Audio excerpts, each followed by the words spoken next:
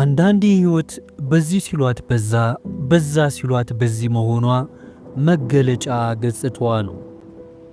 ህይወት በውጣ ውረድ የተቀነበበች ነች።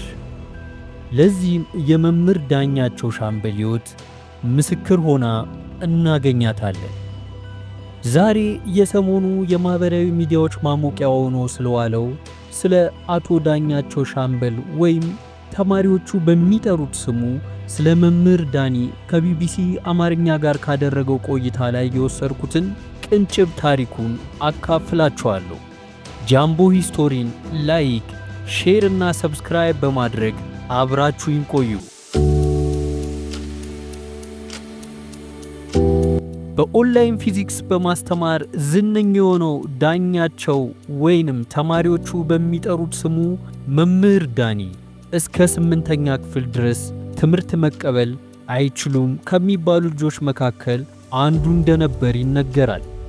ሁሌም በትምህርታቸው የተሻሉ ተማሪዎችን ሲያገኝም እንዴት እንደሚያጠኑ ሲጠይቅ እንደነበር ያስታውሳል።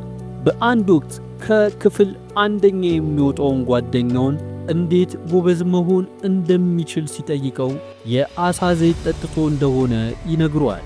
መምህር ዳኛቸውም ምክሩን ሰምቶ ሞከረው፣ ግን ለውጥ የለም። ሌላኛው ጓደኛው ደግሞ ጠዋት ጠዋት ሜዲቴት ስለማደርግ ነው ትምህርት የሚገባኝ አለው። እርሱንም ሞከረ፣ ግን አልተሳካም። አንድ በጣም የምወደው ጓደኛ ነበረኝ። እርሱ ደግሞ ቴኳንዶ ስለምሰራ ነው አለኝ። እርሱን ስሰራ ግራ እጄ ተሰብሮ ወጣው። ጎበዝ ለመሆን ብዙ ሞክሬ ነበር፣ ግን አልተሳካልኝም ይላል የመጀመሪያና መለስተኛ ሁለተኛ ደረጃ ትምህርቱን ሲያስታውስ። ዳኛቸው ከባልንጀሮቹ እኩል ቀለም እንዲዘልቀው እንደተመኘ 8ኛ ክፍል ደረሰ። አባቱ በጥበቃ ሰራተኝነት በሚሰሩበት የግል ትምህርት ቤት ውስጥ በነፃ የሚማረው ዳኛቸው 8ኛ ክፍልን ከጓደኞቹ ኮርጆ 96 ነጥብ በማምጣት አለፈ። በዚህም አባቱ በልጃቸው ውጤት ፈነጠዙ። በጓደኞቹ መካከል ሰው በተሰበሰበበት አቅፈው እያሽከረከሩ በእርሱ መኩራታቸውን፣ በውጤቱም መደሰታቸውን ነገሩት። ዳኛቸው ውጤቱን እንዴት እንዳመጣው ስለሚያውቅ እጅግ ደነገጠ። አባቱ ከፍተኛ ውጤት ማምጣቱን ሰምተው አቅፈው ሲያሽከረክሩት እስከዚያ ድረስ አባቴን የሚያስደስተው የኔ መማር ነው ብዬ አስቤ አላውቅም ይለናል። አባቱ የጥበቃ ስራቸውን ሲሰሩ በትምህርት ቤት ውስጥ የተለያዩ ስራዎችን በመስራት ያግዛቸው እንደነበር የሚናገረው ዳኛቸው ፈገግ ይላል እንጂ እንደዚያ ደስ ሲለው አይቼ አላውቅም ይላል። የዚያን ቀን ግን ተማሪዎች መካከል አይናቸው በእንባ ተሞልቶ አቅፎ ሲያሽከረክሩት አባቱን ለማስደሰት ብቸኛው የፍጥነት መንገድ ትምህርት መሆኑ ገባው። የዓመቱ ትምህርት ተከፍቶ 9ኛ ክፍል እስኪገባ ድረስ በድሬዳዋ ከተማ በሚገኝ ቤተ መጻሕፍት ጠዋት እየሄደ ማንበብና ማጥናት ጀመረ። ሂሳብ ነው መጀመሪያ ማጥናት የጀመርኩት የሚለው ዳኛቸው የተለያዩ የሂሳብ ስሌቶችን እንደ አዲስ መቀመር ያዘ። በወዳጆቹ እጅ ሲሽሞነሞኑ ያያቸው ቁጥሮች ታዘዙት። አይኑ ላይ ብዥታና ግርታ እየፈጠሩ የነበሩ ስሌቶች ያለ አንዳች ችግር ይቀምራቸው ገባ።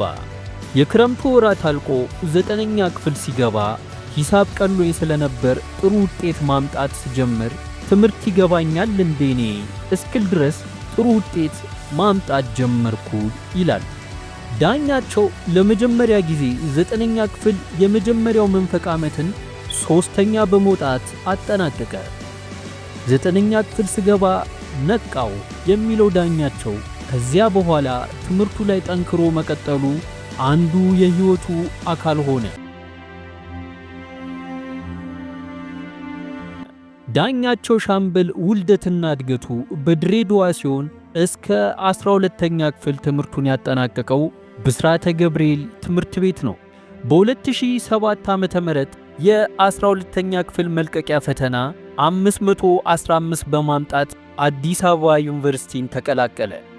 በአዲስ አበባ ዩኒቨርሲቲ የሜካኒካል ምህንድስና የትምህርት ክፍልን 1 ዓመት ከ6 ወር ቢማርም በሱስ ተጠምዶ ትምህርቱን ማጠናቀቅ ሳይችል ቀረ። ወደ ቻይና የመሄድ ዕድል ያገኘው ዳኛቸው ሳንዙ ከተማ ውስጥ የፔትሮሊየም ኢንጂነሪንግ ትምህርቱን ሲከታተል አሁንም ያለበት ሱስ ሳንካ ሆነው። ለሁለተኛ ጊዜ ቻይና ጓንዡ የምትባል ከተማ የኮምፒውተር ሳይንስ ለመማር የሄደው ዳኛቸው አሁንም ሱሱ ትምህርቱም በአግባቡ መቀጠል አላስቻለውም ነበር። ከ3 የከፍተኛ ትምህርት ተቋማት በሱስ ምክንያት የተባረረው ዳኛቸው አዲስ አበባ ጎዳናዎች ላይ የተወሰኑ ወራት ቆየ። ድሬዳዋ ያለው ከትምህርት ቤት ከቤት ትምህርት ቤት የምል ልጅ ነበርኩኝ የሚለው ዳኛቸው ከቤተሰቡ ተለይቶ ወደ አዲስ አበባ ሲመጣ ግን ሁሉም ነገር መሞከር ያምረኝ ነበር ይላል። ከዚያ ሲጋራ፣ ጫት እየቆየ ደግሞ የተለያዩ አደንዛዥ እጾችንና መጠጥን መጠቀም ጀመረ። ቻይና የትምህርት ዕድል አግኝቶ በሄደበት ወቅት ከሱስ ወጥቶ ትምህርቱ ላይ ለማተኮር ለራሱ ቃል ቢገባም ከራሴ ጋር ሱሱ ስለተጣበቀ አልቻልኩም ይላል። ቻይና ዩኒቨርሲቲዎች ውስጥ ሳለ ያለ ገደብና ከልካይ ሲጃራ የሚያጨሱ ሰዎች ሲመለከት ከ3 ቀን በላይ ከሱሱ ተነጥሎ መቆየት አልሆነለትም። በቻይና ቆይታው በነበረበት ሱስ ምክንያት በፖሊስ ቁጥጥር ስር ውሎ ለ10 ቀን ከታሰርኩ በኋላ ነው ወደ ኢትዮጵያ የተመለስኩት ይለናል። ዳኛቸው ቤተሰቦቹ ከቻይና መመለሱን እንዲያውቁ አልፈለገም። ስለዚህ በሰፊው አዲስ አበባ አንድ ጎዳና ጥግ ተሸሽጎ መቅረትን መረጠ። በሱስና ተስፋ መቁረጥ ወደ ጎዳና ሕይወት መግባቱን የሚናገረው መምህር ዳኛቸው ከአዲስ አበባ ጎዳናዎች በቀጥታ ያመራው ወደ ቢሾፍቱ ነበር። ወደ ቢሾፍቱ ለምን እንደሄደ ሲጠየቅም ቢሾፍቱን የማውቃት ድሮ ነው፣ አዲስ አበባ ዩኒቨርሲቲ ያለው ሜካኒካል ኢንዱስትሪያል ትምህርት ክፍል ስማር አንድ ትልቅ ፕሮጀክት ለመስራት ወደዚያ ሄጄ ነበር ይላል። ቢሾፍቱ በሱስ ዓለም ሲምቧች ሕይወቱ የበለጠ እየከበደው መጣ። በልቶ ማደር ችግር ሆነ። ከሱስ አልፎ ሆዱን ማስታገዝ፣ ጥሙን ማርካት አልቻለም። ስለዚህ ጥሏት የመጣው አዲስ አበባ ናፈቀችው። ማንም ሰው የማያውቀኝ ቢሾፍቱ ላይ ከመሞት ትንሽ ሰው የሚያውቀኝ አዲስ አበባ ሄጄ ብሞት አስከሬኔን ለቤተሰቤ ለመላክ እንኳ ይቀላል ብዬ ነው ይላል ምክንያቱን ሲያስረዳ። መናሪያ የነበሩ የጎዳና ጓደኞቹም 35 ብር ሰብስበው ሰጡት እና በርሱ ወደ አዲስ አበባ ጉዞ ጀመረ። ከቢሾፍቱ አዲስ አበባ እየመጡ ሳለ ለፍተሻ ሲወርዱ ዳኛቸው ሱሱን ማስታገሻ ለመፈለግ ዞር አለ። የሲጋራ ቁራጭ አግኝቶ አጭሶ ሲመለስ መኪና ውስጥ ያሉ ተሳፋሪዎች ገብተው የእሱ ቦታ ላይ ተቀምጠው ጠበቁት። ክፍት ወንበር የነበረው ካሁን ባለቤቱ ጎን ብቻ ነበር። አጠገብ ላጠገብ ተቀምጠው ሲያወሩ ታሪኩን ሲያካፍላት አዘነችለት። እንደምትረዳኝ ቃል ገባችልኝ ይላል ሁኔታውን ሲያስታውስ። በወቅቱ መስተንግዶ እየሰራች በሪፍት ቫሊ ዩኒቨርሲቲ ነርሲንግ ትማር የነበረችው ይቺ ሴት ለዳኛቸው ሕይወት መለወጥ ምክንያት ሆነች። እርሷ በቢሾፍቱ ትንሽ ቤት ተከራይታ የምትኖር ቢሆንም ለዳኛቸው ያላትን ለማካፈል የሚተኛበት አነስተኛ ፍራሽ ለመዘርጋት አላመነታችም ነበር። ይህቺ ሴት የአሁን ባለቤቱ እንደሆነች የሚናገረው ዳኛቸው በእርሷ ድጋፍና እርዳታ የጎዳና ሕይወቱ አበቃ። እርሷ ጋር ተጠግቶ ሲኖር ቀስ በቀስ ከሱስ እየራቀ መጣ። መጽሐፍትን ማንበብ ጀመርኩኝ። ወደ እግዚአብሔር ተጠጋው። መጽሐፍ ቅዱስን ማንበብ ጀመርኩኝ። ከዚያ በኋላ ሱስ እርግፍ አድርጌ መተውን መረጥ ይለናል። ሕይወቱ መልክ እየያዘ የመጣው ዳኛቸው ተማሪዎች የከበዳቸውን የሂሳብ፣ የፊዚክስ ትምህርት ሰብሰብ አድርጎ ማስተማር ጀመረ። በኮሮና ወቅት በቤተ ክርስቲያን ውስጥ አንድ ክፍል ተሰጥቶኝ አስተምራቸው የነበሩ የ8ኛ ክፍል ተማሪዎች ነበሩ የሚለው ዳኛቸው ከኮሮና በኋላ በአንድ ወር ውስጥ ተዘጋጅተው ለ8ኛ ክፍል ማጠቃለያ ፈተና እንዲቀመጡ ሲነገራቸው ትምህርት ቤቱ ፊዚክስ መምህሩ ለቆበት ስለነበር አንድ ተማሪ የእርሱን ስም አንስቶ ለርዕሰ መምህሩ ነገራቸው። መምህር እስክንቀጥር ድረስ ክፍሉን ያዝልኝ ብለው አስገቡኝ ይላል አጋጣሚውን ሲያስታውስ። እንዲያስተምራቸው ሳይሆን እንዳይረብሹ እንዲቆጣጠር ክፍል ውስጥ የተመደበው ዳኛቸው ግን ከተማሪዎቹ በሂሳብና ፊዚክስ ጨዋታ ጀመረ። ተማሪዎቹ ወደዱት። የፊዚክስ መምህር የነበሩት የትምህርት ቤቱ ርዕሰ መምህር አስተያየት ሲሰበስቡ ጥሩ ነገር ስለሰሙ እዚያው ቀጠሩት። በዚህች አጋጣሚ የተጀመረው የማስተማር ሕይወት ለ3 ዓመታት ያህል በዛው በትምህርት ቤት ውስጥ በፊዚክስ መምህርነት እንዲቀጥል አስቻለው። ዳኛቸው አስጠግታው ከምትኖር ሴት ጋር ትዳር መስርቶ መኖር ጀምሯል። ሁለቱ ጥንዶች ኑሯቸውን ለማሸነፍ ዕቁብ እየጣሉ የቤት ዕቃዎችን ለማሟላት ይጥራሉ። ዳኛቸውና ባለቤቱ ይጥሉት የነበረው የ9,000 ብር ዕቁብ ሲደርሳቸው ቁም ሳጥን ለመግዛት ቢያስቡ የማጠናከሪያ ትምህርት ቤት ለመክፈት ወስነው ቤት ተከራዩ። ለ3 ዓመታት በመምህርነት ተቀጥሮ ከሚሰራበት ትምህርት ቤት ለቆ በቢሾፍቱ ከተማ ስኩል ኦፍ ማሳይድ የሚባል ማጠናከሪያ ትምህርት ቤት ከፈተ። የማጠናከሪያ ትምህርት ተቋሙ በ16 ተማሪዎች ነበር የጀመረው። ከ16 ውስጥ ደግሞ የሚከፍሉት 6ቱ ብቻ ሲሆኑ ቀሪዎቹ 10 ተማሪዎች ደግሞ በነፃ ማስተማር ጀመረ። ዋናው የኛ ዓላማ ማገልገል ነበር የሚለው ዳኛቸው በ3 ወር ውስጥ የተማሪዎቹን ቁጥር ወደ 80 ማደጉን ይናገራል። ዳኛቸው በአንድ ክፍል የጀመረው የማጠናከሪያ ትምህርት የተማሪዎቹ ቁጥር እያደገ መምጣቱን ተከትሎ ወደ 3 ክፍል አሳደገው። በልጅነቱ ከቤተሰቦቹ ጋር ይኖር የነበረው በአንድ ክፍል መሆኑን የሚናገረው ዳኛቸው ለማጥናት ሲፈልግ እነርሱ ላይ ሌሊቱን ሙሉ መብራት እያበሩ ማጥናት ስለሚያስጨንቀው ሌላ ሰፈር ያሉ ጓደኞቹ ጋር በመሄድ እያደረ ያጠና እንደነበር አልረሳም።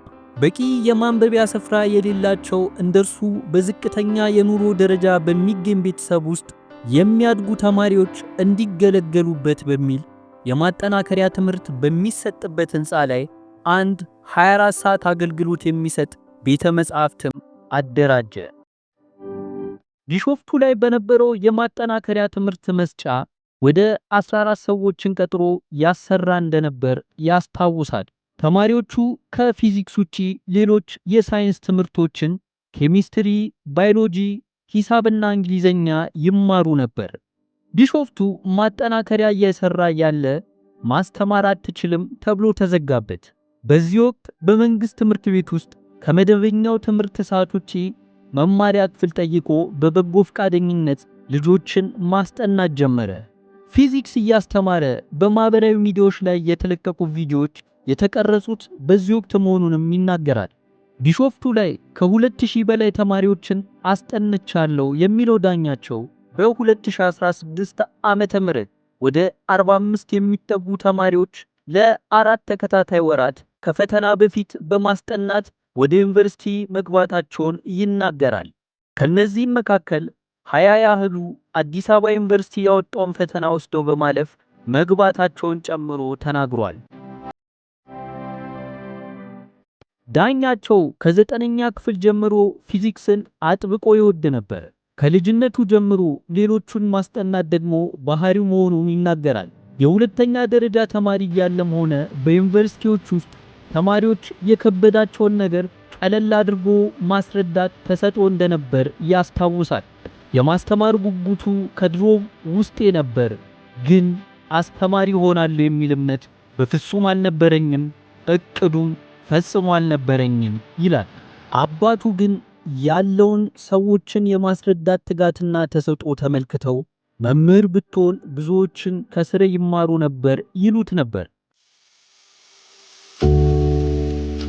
ዳኛቸው የሚያስተምራቸውን ልጆች ውጤት ሲመለከት ያገኘውን ተቀባይነት ሲመዝን እስከ መጨረሻ የሕይወት ፍጻሜው ድረስ እያስተማረ መቀጠል እንደሚፈልግ ይናገራል።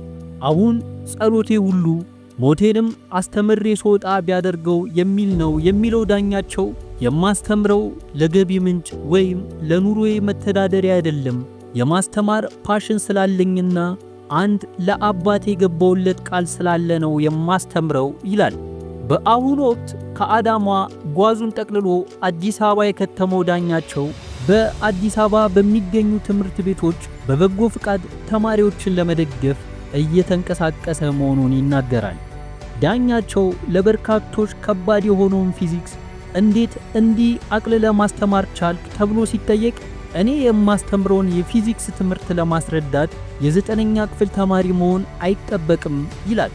የ1ኛ ክፍል ተማሪ እንኳን ብትሆን እንዲገባ አድርጌ ነው ለማስተማር ጥረት የማደርገው ሲል ይናገራል።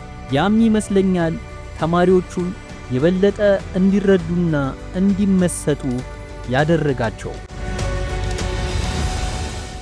ከየትኛውም የትምህርት ተቋም በመምህርነት ሙያ ያልሰለጠነው ዳኛቸው መምህርነትን ተምሮ በመመረቅ ዲግሪ በመያዝ ባለሙያ መሆን ቢቻልም እኔ ግን መምህርነት ጥሪዬ ነው ብዬ አስባለሁ። ለተማሪ በቀላሉ የሚያስረዱ በተማሪ የሚወደዱ መምህራን ጥሪያቸው በመሆኑ ነው ብዬ አምናለሁ ይለናል። ዳኛቸው ቢሾፍቱ ቤተልሔም ትምህርት ቤት ከ8ኛ እስከ 11ኛ ክፍል በሚያስተምርበት ወቅት አንድ የመማር ማስተማር ዘዴ ስልጠና እንዲያገኝ መደረጉን ይገልጻል። በአሁኑ ወቅትም በኦንላይን አጫጭር ኮርሶችን ለመውሰድ ጥረት እያደረገ መሆኑን ከቢቢሲ ጋር ቆይታ ባደረገበት ወቅት ተናግሯል። በቸር ያቆየን።